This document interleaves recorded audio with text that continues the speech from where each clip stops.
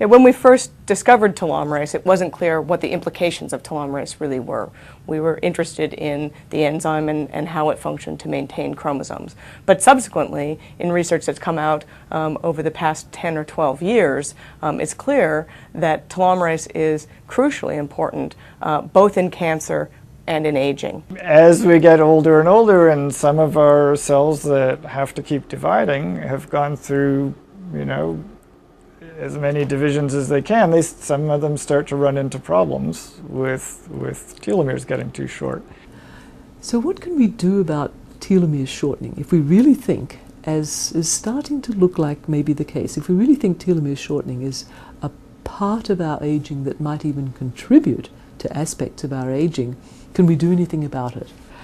I think that we have a clear genetic component to our longevity, and it's clear that we have about 120 years is sort of what seems to be our genetically determined outer limit, and then we have a lot of strong genetic input into who will get through to be a centenarian and so forth.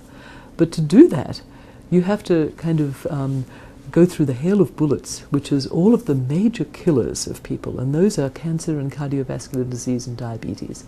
And those are the things that you have to get through before you can even think about whether your genes are going to be favorable or not for longevity. Manipulating telomerase might be a way of getting us through that so we can at least die a natural old age. And that I don't think is extending lifespan. I think it's just letting one be healthy until the genetically determined lifespan kicks in.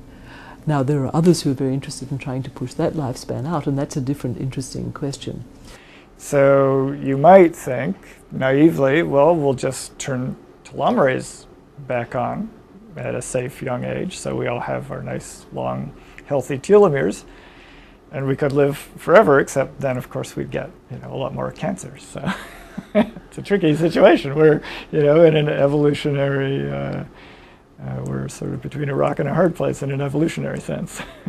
In cancer, it turns out that cancer cells absolutely require telomerase in order to maintain their telomeres for the many, many cell divisions that they go through. So unlike a normal human tissue where the cells in your kidney, for instance, would grow to a certain size and then stop dividing, a cancer cell has to grow for many more divisions. And so it requires that its telomeres are maintained.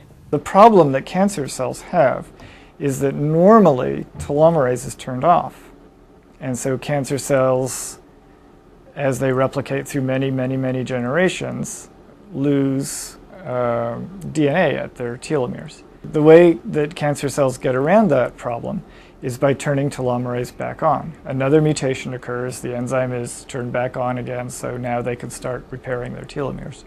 If you look at a full-blown cancer cell, which has undergone all sorts of other changes, genetic and otherwise, and is really a rogue cell. I mean, this is not a normal cell. One of the things it has is very active telomerase. So there's a kind of a yin and yang, or a sort of Dr. Jekyll and Mr. Hyde here, because telomerase in a cancer cell, which is, as I said, is a very bad cell that's got a lot of things gone wrong with it, telomerase in that setting is definitely Mr. Hyde, the bad one, the evil face. I mean, this is the one where you do not want a lot of telomerase.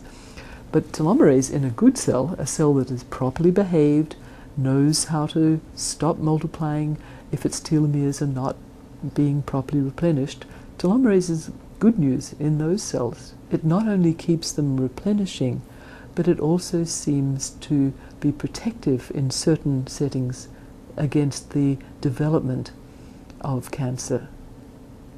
And these implications are really two sides of the same story. One is that if you don't maintain the telomeres well enough, then cells will die. On the other hand, if you allow the telomerase to be active, then there's the potential that those cells can then go on and divide indefinitely as cancer cells do. If you can have a healthier old age without trying to make everybody into a Methuselah, then I think that's a very positive thing, and I can't see that there would be an ethical dilemma in any way if that's the way the biology is playing out.